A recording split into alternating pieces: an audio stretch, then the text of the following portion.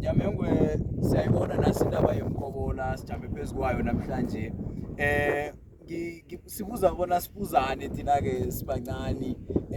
unyamengwe sebabakhulu bazazi indaba ezibona indaba le iza njani nendabuko yemkobola iza njani mhlambe ebantwini indaba le iza njani mhlambe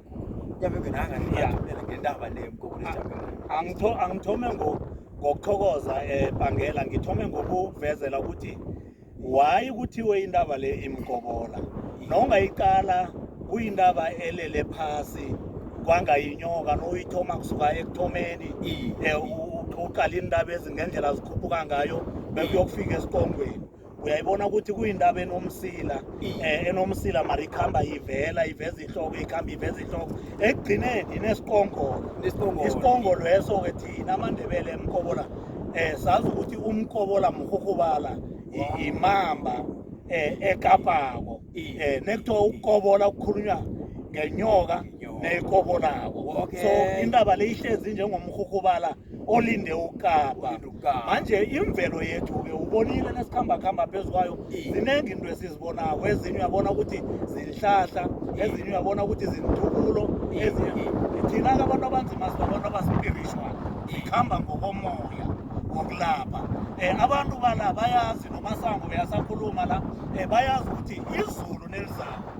umbani ozokunisa izulu lapha everina elangclus nalapha endaweni namhlanje eselibizwa ngesokhulumile umbani lo nangapha ngakubohertog ngemkulukulwini zindawo zakonongolwane uzibale zonke zindawo zemkobola umbani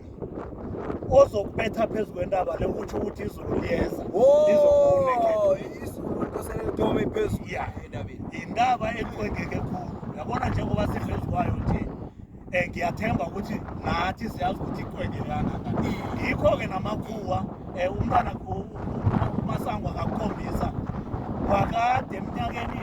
engaba 70 eyadlulako amasotsha abeka i-area labo phezu kwentaba le ukwenzela ukuthi akwazi ukubona inarha le yonke ayibone yonke inarha le kwenzakalani mara-ke azange asibuza thina njengabantu bakosozilani nesitshaba soke sakosozilani ukuthi singayibeka i-area lalena i-property nomlando wehlabathi esijame phezu kwayo umlando wamandebele wala angaphasi kwenyama umabhoko angaphasi kwenkosi uMahlangu and nesila zisendaweni eqondekileko khulu njobona nangibuyele ekhaya ngenzeke ngibuyele ngikutshela iqiniso abanye abantu abazikholelwa izinto thina ezikholelwa thina amandebele ngithi kuphela esinganayo ikereke lapho khona amandebele ahlangana khona ezepilgrim ayokukhuluma ngomlando wawo ngase bakhulume noJesu and uJesu siyazi ukuthi thina uJesu is a higher power